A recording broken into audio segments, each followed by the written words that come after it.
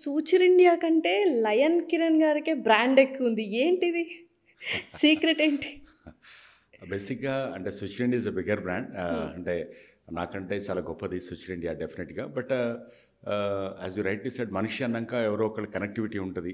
సంస్థను కొంతమంది తీసుకుంటారు. మనిషి అన్నప్పుడు చాలామంది కనెక్ట్ అవ్వడానికి ట్రై చేస్తారు కాబట్టి లయన్ కిరణ్ అనే ఇది కూడా ప్యారలల్ బ్రాండ్. అంటే Suchir India is commercial institution వైజ్గా అండ్ పర్సన్ వైజ్గా ఇది ఉంది. అక్కడేమో కమర్షియల్ యాక్టివిటీ ఒకటే ఉంటుంది. ఓకే. బట్ లయన్ కిరణ్ అనేటప్పటికీ డిఫరెంట్ యాక్టివిటీస్ అన్నిటితోటి చాలామంది కనెక్ట్ అయ్యే అవకాశం ఉంటుంది. అక్కడ ఓన్లీ క్లయింట్స్ కనెక్ట్ అవ్వచ్చు.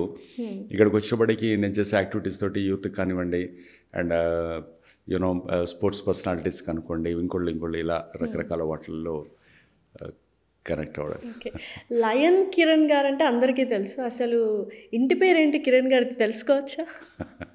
మై సర్నేమ్ ఇస్ వై అంటే Yadugiri. Okay. Yadugiri. But Y అనేది ఎవరికి కనపడదు జనరల్గా. అంటే surname is very important definitely. But people know me అంటే కిరణ్ అన్నప్పుడు ఏ కిరణ్ అంటారు. లయన్ కిరణ్ అనగానే ఇమీడియట్ కనెక్ట్ అయిపోతారు. కరెక్ట్. అలా జరిగింది. సో గుర్తుందా అంటే ఎన్ని ఇయర్స్ బ్యాక్ ఇలా లయన్ కిరణ్ అనే ఒక పేరు పెట్టుకోవాలి అని అనుకున్నారా? అసలు ఆ బ్యాక్గ్రౌండ్ స్టోరీ ఏంటి? లయన్ వెనకాల ఉన్న స్టోరీ ఏంటి? పెట్టుకోవాలని నేను అనుకోలేదండి. నేను పెట్టుకోవాలి అది పెట్టి నాతో బలవంతంగా పలికిస్తున్నారు ఇప్పుడు. ఓకే. సూపర్ స్టార్స్ కూడా సినిమాల్లో అదే అంటారు. మహేష్ బాబు గారు, తర్వాత అల్లు అర్జున్ గారు. నాకు అసలు ఇష్టం లేదు ఆ స్టార్లు ముందు పెడుతున్నారు, మేము అలా ఓకే చేస్తున్నాం, అది అలా అయిపోతుందని. సిమిలర్ వేనా? ఆల్మోస్ట్ అంతే అనుకోవచ్చు. అంటే దీంట్లో చిన్న కరెక్షన్ ఏంటంటే బేసిక్గా లైన్ అనేది నేను బికాస్ ఆఫ్ మై అడ్వెంచర్స్ నేను చాలా లైఫ్లో అన్ని రకాల అడ్వెంచర్స్ చేశాను నేను. కరెక్ట్. అంటే అంటార్క్టికా వెళ్ళాను, ఆర్క్టికా వెళ్ళాను అండ్ గ్లోబ్ మొత్తం తిరిగాను. స్కై డైవ్స్ 74 స్కై డైవ్స్ చేశాను నేను. అండ్ ఒక వన్ మోర్ గ్రేట్ అడ్వెంచర్ నేను మిస్ అయిపోయాను లైఫ్లో. చాలా one of the loveliest experience అయి ఉండేది.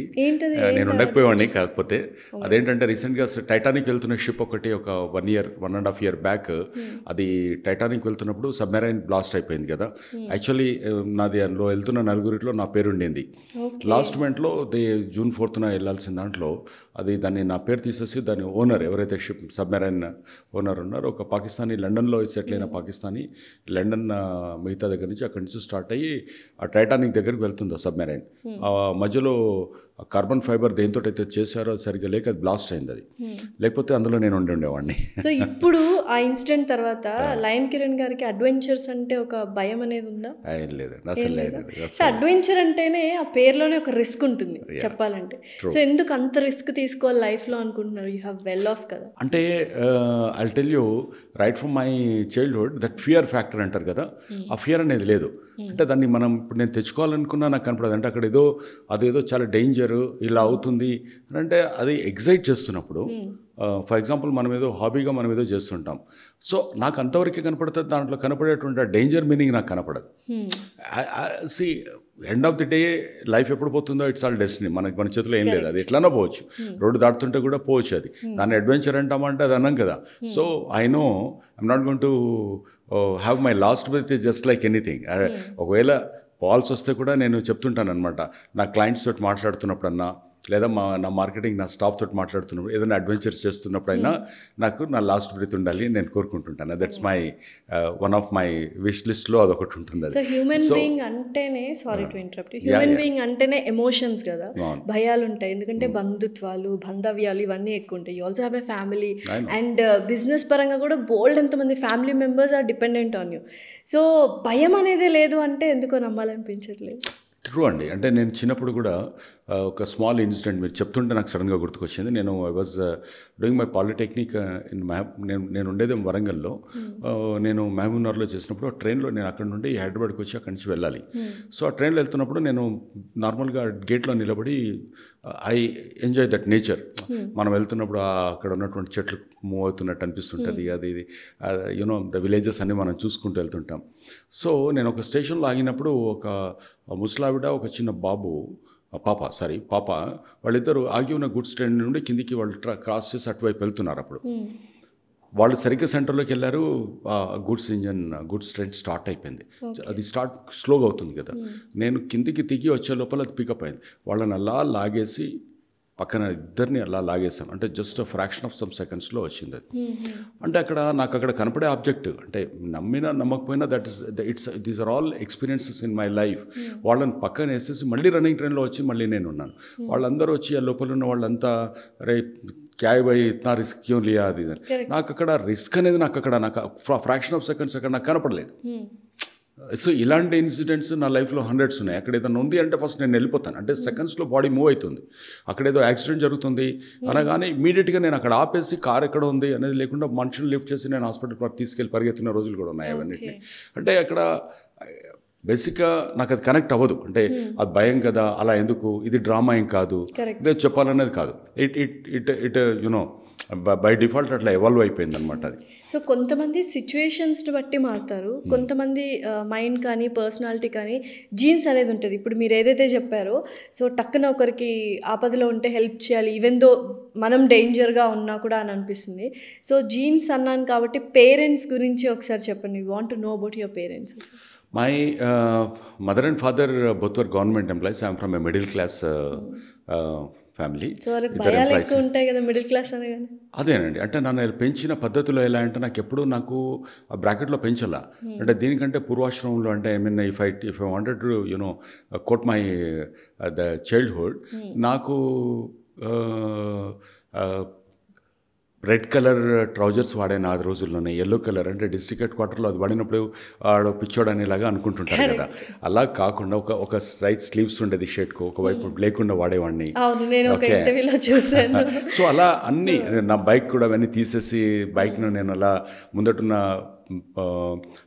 హ్యాండిల్ను రివర్స్ చేసుకొని పెట్టుకున్నాను. చిన్నప్పటి నుంచి అదే అండి. అంటే కొన్నిసార్లు చెప్తాను నేను, అంటే పుట్టడమే అలా కొంచెం మ్యానుఫ్యాక్చరింగ్ డిఫెక్ట్ అది. ఎగ్జాక్ట్లీ నేను అదే చెప్తాను, దాన్ని I can't help it. That's ఇంకా దాన్ని ఏం చేయలేం కదా. సో అలానే వస్తూ వచ్చింది అది. అంటే నేను ఈవెన్ ఏ పని చేసినా యూనిక్నెస్ ఉండాలి అనుకున్నప్పుడు మిగతా అన్నీ కనపడవు. ఒక మంచి సైకాలజిస్ట్ ఒక విషయం చెప్తుంటాడు, ఒక మనిషిని ఐడెంటిఫై చేయాలంటే 100 రకాలు చేయాల్సిన పని లేదు. ABCD కలర్స్ చూపించేసి దాని తర్వాత 2-3 స్టెప్లలో we can analyze it human అంటాడు అది. అంటే మనం ఇక్కడ కూడా ఏంటంటే మనిషి మనస్తత్వాన్ని అర్థం చేసుకోవాలంటే when you have that quality of అంటే అవుట్ ఆఫ్ ది బాక్స్ ఉండడానికి అంటే beyond some line I mean ఒక థీమ్ ఉండడానికి అని అనుకుంటున్న తర్వాత మీకు అన్నీ అలాగే ఆలోచిస్తూనే ఉంటారు. అంటే నాకంటూ ఒక యూనిక్నెస్ ఏముండాలి, సిగ్నేచర్ ఏముండాలి అని అన్నప్పుడు దానికోసం మనుషులు ఎంత దూరమైనా వెళ్తారు. కరెక్ట్. సో అక్కడక్కడ మనకేం కనపడదు. అంటే బౌండరీ అనేది మనకు కనపడనప్పుడు, బౌండరీ గీత అనేది మనం పెట్టనప్పుడు మనం ఇంకా it's infinity, I mean it's sky is the limit లాగా ఉంటుంది అది ఎందుకు చేయకూడదు అంటే అది ఏవో అందరూ బాగుండదు అనుకుంటారేమో. అయితే నాకేంటి అని అనుకున్నప్పుడు ఫస్ట్ ట్రెండ్ సెట్టర్ అన్నప్పుడు ట్రెండ్ ఫాలోయర్ ఏంటి, ట్రెండ్ సెట్టర్ ఏంటి. Trend setter always thinks in a different manner. అది కొత్తగా తనేదో చేయాలనుకుంటున్నప్పుడు అది ఎప్పుడు ఎలాగో ఫులిష్గానో చాలా సిల్లీగానో కనబడుతుంది. అది మళ్ళీ బ్రాకెట్లో పెట్టుకున్నప్పుడు చాలా యూనిక్గా ఉందండి కానీ ఇలా ఉంటుంది అనుకుంటే దానికి దీనికి మ్యాచ్ అవ్వదు. అది కరెక్ట్ కాదు అని నేను అనుకుంటాను అది. సో అట్లాగే చిన్నప్పటి నుండి కూడా నేను నా డ్రెస్సింగ్ స్టైల్ కానీ, నేను వెళ్ళిన ఈ అడ్వెంచర్ యాక్టివిటీస్ కానివ్వండి, నేను రాసిన ఆమె ఆథర్గా ఉన్న దేంట్లో తీసుకున్న అవన్నీ. సో దేంట్లో కానీ నేనేం చూస్తానంటే how I wanted to be unique. అంటే అదేదో పబ్లిక్ చూడాలని కాదు. మా రిసార్ట్స్కి వెళ్ళినా కూడా నేను ఆర్కిటెక్ట్ తోటి కూర్చున్నప్పుడు చెప్తాను, ఫార్మల్ ట్రెడిషనల్ బ్రాకెట్ని పక్కన పెట్టండి, లెట్స్ థింక్ సంథింగ్ డిఫరెంట్. మనకు అవకాశం ఇచ్చాడు దేవుడు. So let's do something, some experiment. ఇప్పుడు ఆర్కిమెడిస్ కానీ లేదా ఇంకొకళ్ళు ఏదో చేయబోతే ఇంకొక రకమైనటువంటి మెడిసిన్, ఇప్పుడు పెన్సిలిన్ ఎలా వచ్చింది, అతను రీసెర్చ్ అవుట్ చేస్తున్నాడు, ఈ ఫౌండెడ్. మనం కూడా let's take life as an experimental ground. When you wanted to take as an experimental ground, అలా ఆలోచించకపోతే స్కైలోకి స్పేస్ షటిల్స్ ఎలా అయ్యి ఉండేవి. సునీత విలియమ్స్ ఇప్పుడు అక్కడ హ్యాంగ్ అవుతుంది. ఇంకోటి అంటే మనం అందరికీ ఒక అవకాశం వచ్చినప్పుడు ఆ బ్రాకెట్లోనే బతికితే ఇంకా లైఫ్ ఏముంటుంది. You need to have your own style statement or your own unique statement. చాలా మంది ఆ బ్రాకెట్లోనే లైఫ్ ఉంటుంది, out of the box life ఉండదు అంటారు. మీరేంటి అవుట్ ఆఫ్ ద బాక్సే లైఫ్ అంటున్నారు? అవుట్ ఆఫ్ ది బాక్సే. అక్కడ ఉన్నటువంటిది. ఇప్పుడు మనము ఒక చిన్న సింపుల్ విషయం చెప్తానండి. ఈ రూమ్లో ఉన్న వాటిని మీరు ఏదైనా చూడగలుగుతున్నారు కదా. దీని రూమ్ బయట ఉన్నదాని గురించి మీరు చెప్పంటే ఏం చెప్తారు? చూడకుండా ఇటు నుంచి వచ్చారనుకోండి. సో విజువలైజేషన్ ఇక్కడ ఉంటే ఏముండొచ్చు, దాన్ని విజనింగ్ అంటాం మనం. సీయింగ్కు విజన్కు ఉన్నటువంటి డిఫరెన్స్ అదే. అంటే మనోనేత్రం మనం మామూలుగా తెలుగులో ప్యూర్ దీంట్లో వాడతాం. So that is your sixth sense or your common sense or whatever. So that we need to, అంటే దాన్ని ఇగ్నైట్ చేసి దాన్ని మీరు ప్రొవోక్ చేస్తే తప్ప మీకు కొత్త అద్భుతాలు ఏవి రావు, మీకు ఆ ఎగ్జైట్మెంట్ అనేది లైఫ్లో ఉండదు. When you call it as only one life, you only live once అంటారు కదా. ఒకటే జీవితం అనుకున్నప్పుడు ఆ పరిధిలో ఉండి, అంటే ఇక్కడ నుండి పంజగుట్ట నుంచి ఇల్లు, ఒక కారు, ఒక ఇల్లు, ఇవి అని ఆలోచిస్తున్నంత కాలం you are spoiling your own golden opportunity being a human being. కొన్ని కోట్ల జీవరాశులలో మనిషి ఒక్కడికే ఆ కామన్ సెన్స్ అనేది ఇచ్చాడు. కామన్ సెన్స్తో పాటు భాష ఇచ్చాడు.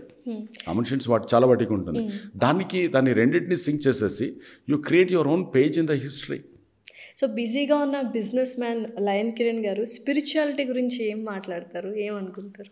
I'm a strong spiritual the person అండి. అంటే నేను ఎంత మోడర్న్గా ఏదున్నా కూడా ఐ బిలీవ్ దాట్ యునో నేను అన్ని మతాలకు అన్ని దగ్గరికి నేను వెళ్ళినా కూడా, అంటే నేను చర్చికి వెళ్తాను, మసీదులోకి వెళ్ళి చేస్తాను, మదర్సా విజిట్ చేస్తాను. But I strongly believe that సనాతన ధర్మ మనది ఏదైతే ఉందో, ఇవాళ రేపు దాని కాంట్రవర్సీ అని ఇంకొకటి రకరకాలుగా స్టేట్మెంట్లు ఇస్తారు. But that's a purified, the best and lovely the ధర్మ.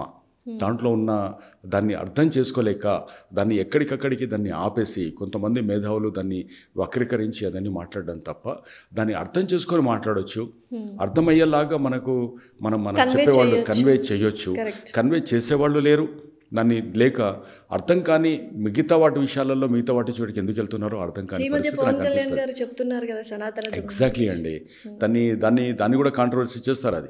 So when I talk about my own ధర్మ, ఐఎమ్ నాట్, అంటే వేరే వాటి గురించి మనకేమీ లేదు.